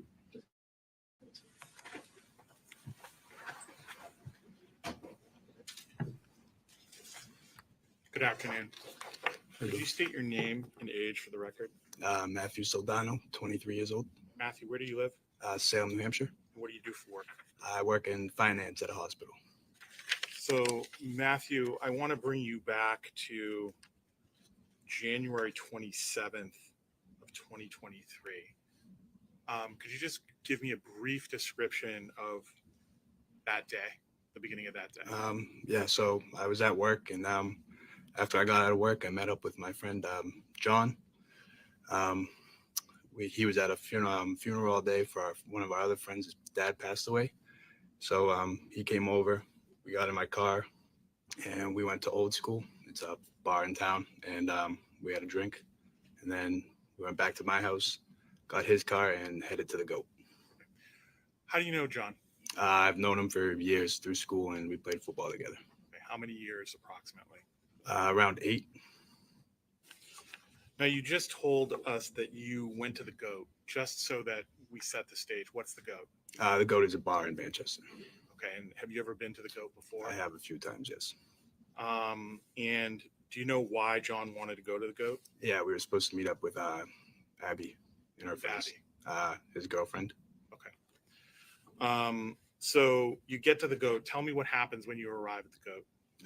So we had to wait in line for a good amount of time. And then once we got in, we went to the bar. I grabbed a couple of drinks, and then we made our way down to the dance floor. And Gage and John saw a couple of their friends, so we stood there for a little bit. Who's Gage? Gage is another friend of ours who was there with us. And you said that there were other people there that John or Gage knew. Did you know those people were? I do not know. Okay. Did they know who you were? No. Okay. So about what time is it that you're at the GOAT at this point? We arrived at the GOAT around 10:30, I believe. So we probably got inside around 11:15. With the exception of the folks that you've already mentioned, did you run into anybody else you knew? Not that I knew, no, but we did run into other people that I ended up talking to. What about Abby? Did you eventually run into Abby? Yes, we did. Yep. Okay. Could you tell me a little bit about how Abby came into the picture at the goat? So I'm not sure when she got there. I just remembered John had walked over to her, so I followed behind, and then we were talking to him. Okay. Do you recall anything strange or odd about? Well, strike that. Was there anybody with Abby? Yes, her two friends. Okay. And do you know what their names were? Olivia and Nicole. Was there anybody else there when you walked over? No. What was the overall demeanor of everybody? Was people having a good time? Yeah, Were they stressed? From what I remember, everyone seemed to be having a good time. Were you having a good time? I was indeed. All right. So you're at the goat. You've met up with Abby and Abby's friends, and John is there. Anything of note happen after that? No, not that I remember. Okay. Do you recall? You said you got a couple of drinks. Do you recall how many drinks you had that evening? Ooh, I can't give an exact amount. Probably around 4 or 5, I would say. Okay. Do you know how many John had? I do not know. Okay. Were you with John the whole time? Not the whole time. I mean, I wasn't glued to him or anything, but here and there, I'd check in with him. Okay. Did you check in with him fairly regularly? I wouldn't say regularly, no. Okay. How long would you say you total time spent at the goat that evening? Probably 2-3 hours, maybe. Okay. Did you have to leave at some point? Yes, we did. Okay. Could you talk to me a little bit about the circumstances of what required you to leave that evening? So John had been punched in the face, and the bouncers were kicking him out. He was my ride home, so I followed him out. Did you see him get punched in the face? I did. Do you recall what the person who punched him in the face looked like? I do not know. I did not see his face. Okay. Do you recall any item of clothing he might have been wearing? I do not know. Okay. You just recall that somebody punched him in the face? I saw a hand hit him in the face. When John was punched in the face, how did John react to that? I mean, he fell over to begin with, and then he got up and he was kind of shook. But I mean, he got punched in the face, so he was a little angry. Okay. Do you recall if John was injured at all? Yeah, he had a cut underneath his eye. Okay. And could you describe the situation that you viewed? Was this a scrum? Was it a punch and then everybody got broken up? Describe it for us. So it was. I saw the punch, and then I saw a bunch of bouncers come over, and it looked like it was broken up pretty quickly. Okay. What happened next? He was escorted outside. I was following behind, and then we started walking away. Did he seem upset or aggravated? Yeah, a little bit. I mean, he just got punched in the face. Do you recall if he said anything on his way out the door? I do not know. Were you in front of John or behind John? I was behind him leaving. Okay. Anybody else leave with you? Yeah, Gage left with us, and Abby and her friends also left with us. Okay. So when you go out the front door of the goat, can you set the scene for me? What's outside? Right out the door, nothing. It was just them, and I kind of turned the corner already and started heading towards our car. Okay. When you say you turned the corner, what direction did you go in? Right outside of the goat, up towards Soho. And so is the Soho? So you turned right. You start going up the street towards the Soho. Why were you going in that direction? We had parked over there. Where did you park? Down an alleyway, and across the street is a market basket, and that's where we were parked. Okay, so when you got to the goat, how did you arrive from that parking lot? We went through the alleyway up towards the goat. Which alleyway? The alleyway that is across the street from the market basket, next to Soho. Okay. Let me ask you a little bit about what the weather was like outside. Was it warm, cold? It was cold. Anything else? Was there snow on the ground, ice, anything like that? I don't remember, but I don't believe so. Do you remember it was cold? Yeah. Did you have a sweater or a sweatshirt or anything I like did. that I had on? a sweater and a knit hat on. Okay. When you step outside and you're in front of the goat, did you keep walking or did you stop? I kept walking. Okay. Anybody else stop? And once someone had said something, and that's when I heard him and Delee going back and forth. Who and Delee? There was a guy outside smoking a cigarette, Okay. and he said something to me when I walked by, but I didn't really understand what he said, so I kind of just kept going. Do you remember how this person was dressed? Not exactly, no, but I just remember he had a long sleeve on and some pants. Okay. Was he doing anything other than talking to you and Delee? He was smoking a cigarette. Okay. Do you remember how far away from you he was, or far away from Delee? He was on like the edge of the sidewalk, and we were like in the middle of the sidewalk. Okay. Did you stop to talk to him? Did you try to keep walking? I tried to keep walking. Delee and him ended up going back and forth a little bit. When you say they were going back and forth, what do you mean? I just heard them talking. They were talking to one another. All right. Were you watching this interaction? Yeah, after I heard them start talking, I turned around. Okay. So you're standing there. Where is John Delee based upon your perspective? He's right in front of me, so I'm looking at his back. Okay. And where's this other individual? In front of Delee. Okay. Could you see the other individual Not on really. your side? Okay. Not really, no. And you don't quite remember what they were saying. Do you remember, were they talking, yelling? It wasn't yelling, but their voices were raised. Okay. Do you recall what anybody said? I do not know. Did it seem like John recognized this person? Not really, no. Okay. But they were arguing back and forth. Was there anybody else there? Yep. So Gage, Abby, and her friends were there with us as well. Were they doing anything at this point? Abby was in between Delee and the other kid. Okay. And what was Abby doing at this point? Trying to just keep Delee away. Okay. Was she successful? Somewhat, yes. Not fully. Okay, not fully. When you say not fully, what do you mean? She wasn't able to like move him or anything. Okay. But she was able to stay in his way. Okay. So at this point, what's your intention? Do you want to stay there? Do you want to leave? I want to leave as quickly as possible. Okay. So what steps do you take to do that? So I started to move in front of Delee to give him a little more extra motivation to start moving up towards the thing. We were successful moving him up a little bit, and then another person approached us. Okay. What did that person look like? I couldn't tell you what they looked like. They were in pants and a long sleeve as well. Okay. What drew your attention to this person? So someone had mentioned that someone had pepper spray. Okay. And I looked, and do you remember who mentioned that? I do not remember who it was, no. Okay, but explain to me what happened. So someone had said it. I looked over, and I see a kid standing there with a can in his hand up like this. So that kind of froze me for a quick second. Okay, when you say up like this, could you just describe for all of us So what that means? yeah, so the can was in his hand like this, and he had his finger on the top. Okay, and who is he facing, if anybody? Delee. Okay. Was he squared up? Was he like 90 degrees straight on with him? Yeah. Okay. What did John do? They started going back and forth with each other. You say they started going back and forth with each other. What do you mean? They were talking to each other. You mean they were talking to each other? Were they It was exchanging pleasantries? No, Were they yeah. yelling at each other? it was more of not a pleasant. I wouldn't say yelling, but there was definitely not a pleasant tone. Okay. What happened next?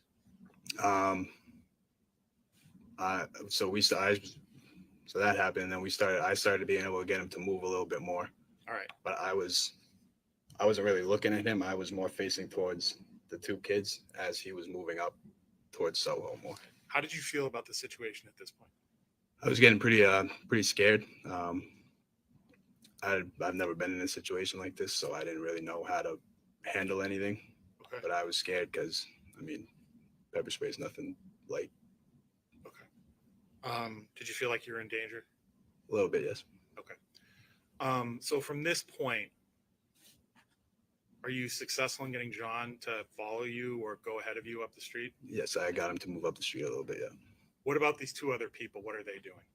They had moved back a little bit, so that's how I was more successful at getting John to move up the street.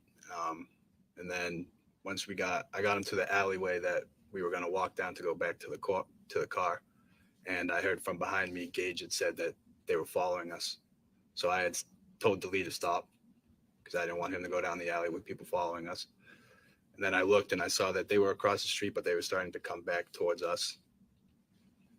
And then I heard Delee and them start going back at it with each other, yelling. So Matt, let me take you a step back. Yep. Where were you when the person with the pepper spray approached you? Do you recall where on the street? We were on the sidewalk. Okay. Were you right in front of the goat? Were you in front of another building? We were in between Soho and the goat. You said that Abby and her friends were with you at some point. Were they still with you at this point? I believe so, yes. Okay. Where were they in relation to you? So I was more towards the street side of the sidewalk, and they were behind me. Okay. And where's John at this point?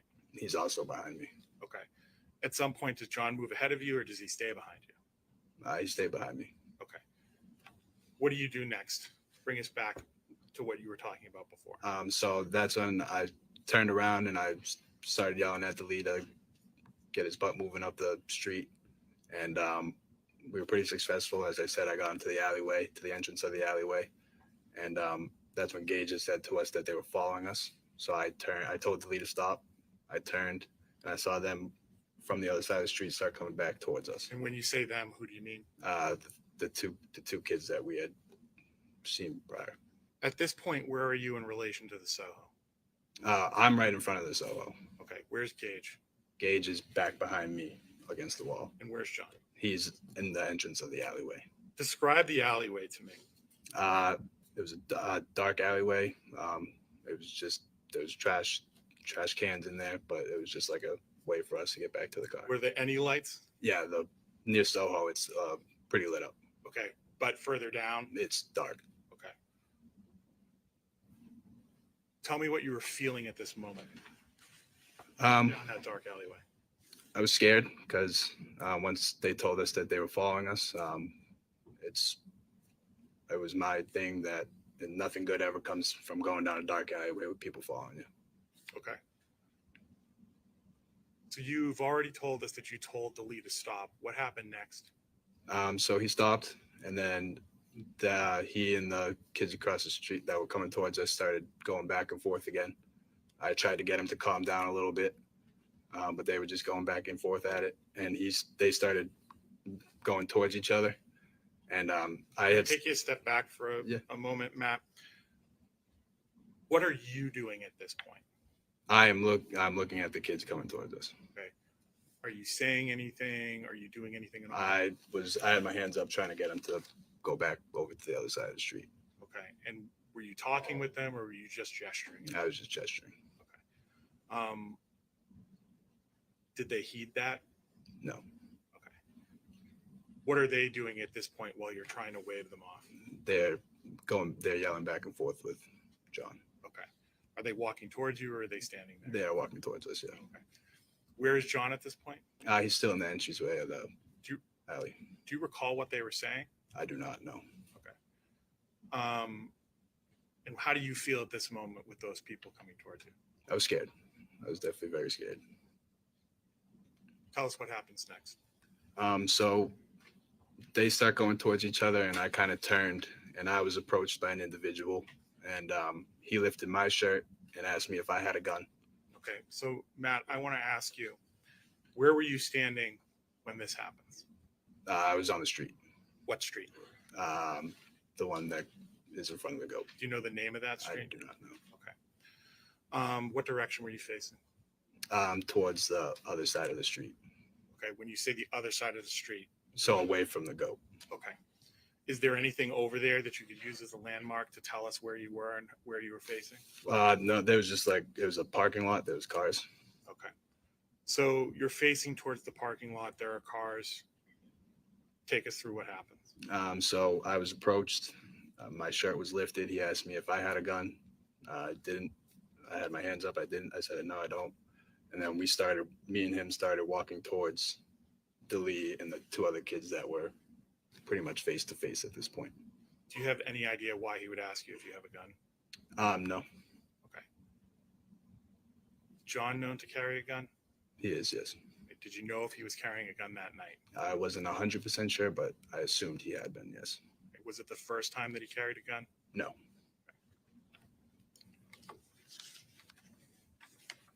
Had you seen John carrying a gun that evening? At any point up to that point? Early in the night, Okay, before when we was went to the goat at my house. Okay, so you knew when he was at you were at his house, or he was at your house, that he was armed? Yes. So one of these people asks you if you're armed. Yes. Did you respond to them verbally, or did they just check you? They just checked me. Okay. What do you do next? I start walking towards Delee and the other two kids that were face to face. Okay. And who can you describe to me the two people that were face to face with John? I know they were the two kids that we had seen earlier on the sidewalk. Okay. What's John doing at that point? They're yelling back and forth at each other. Okay. And what do you do at this point? This was the last time I went up to him, tried to get him to follow me back towards the alley. Okay. Did you go towards the alley? I started walking away, yes, with my hands on my head. What happens next? Shots were fired. Okay. Did you see the shots fired? I did not know. Did you hear them? I did. Okay. And how far away from John were you when you heard those shots? I would have to say probably 20 feet, maybe. I wasn't on the sidewalk yet, but I was close to it. Okay. Do you recall how many shots you heard? I heard about 3 or 4, and then everything kind of went silent for me. I kind of got tunnel vision. Okay. How are you feeling at this moment? I was terrified. All right. I didn't know what just happened. Do you see John after this? I do not know. Okay. Where do you go? I run into Soho. Okay. Do you see anybody else when you're in the Soho? I was in there with Gage. Okay. Did you talk to Gage at all? A little bit. We were both kind of just shook at what had just happened. Did you look back outside at all? No. Did you see anybody else running or anything like that? To begin with, yes, before I got into Soho, yep. So that's how I got into Soho. I saw Gage running towards Soho, so I followed him in.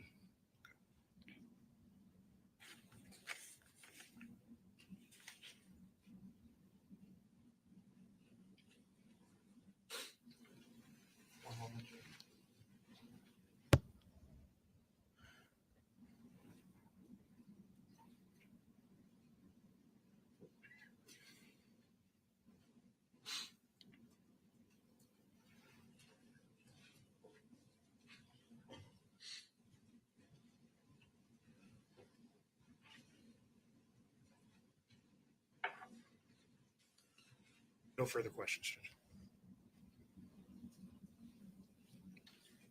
I don't know who's going cross.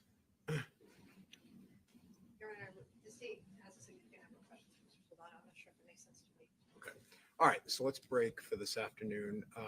So we'll start at 10 o'clock tomorrow morning. If I can get the lawyers here for 9:30, so we can take care of housekeeping matters. Actually, I'll wait on the bench and just talk to you about those. All issues. right.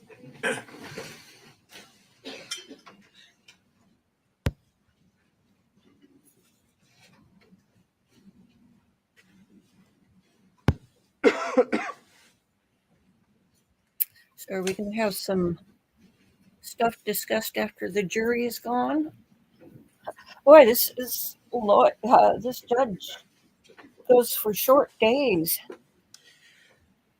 You can be seated. Okay, so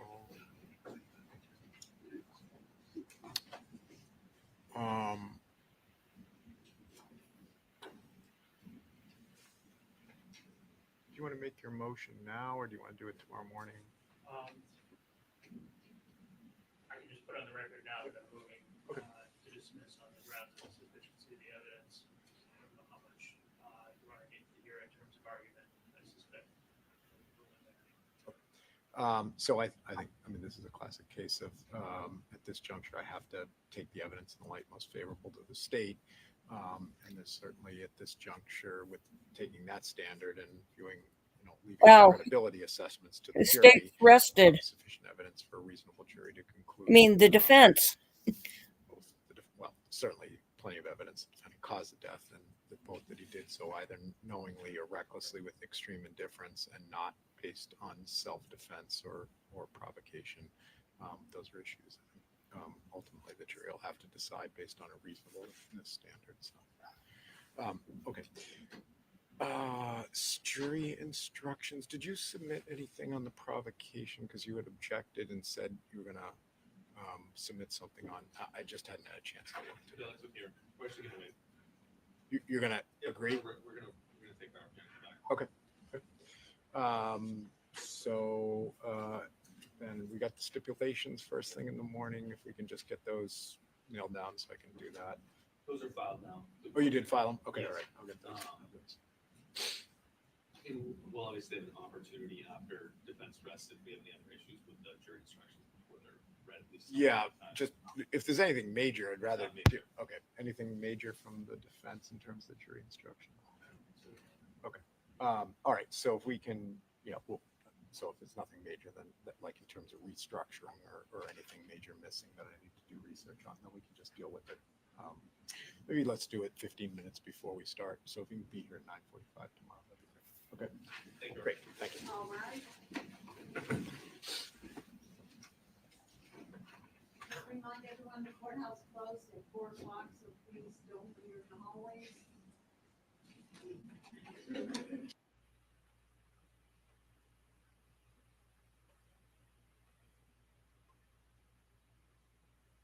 Well.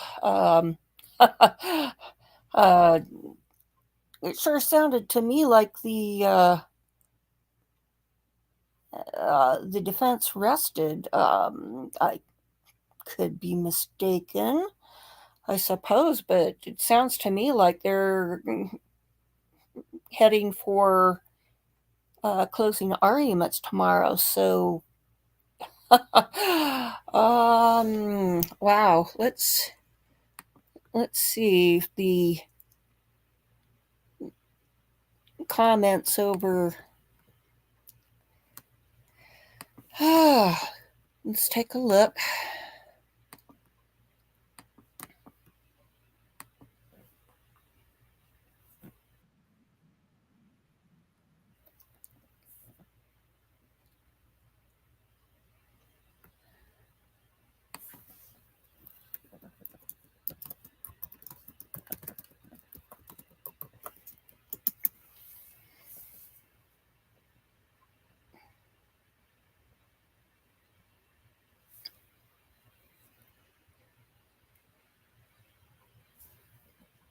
I'm just looking to see if my interpretation is wrong. I mean, it sounded to me like they did a motion for a dismissal.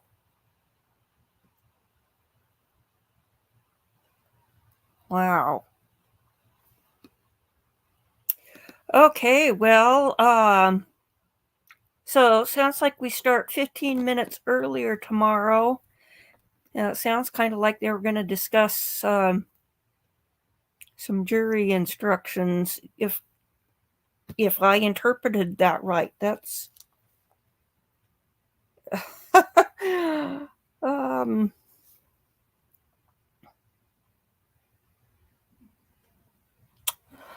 okay. Well, that's. I said I wanted a short and sweet trial, but I had no idea. Okay, let's.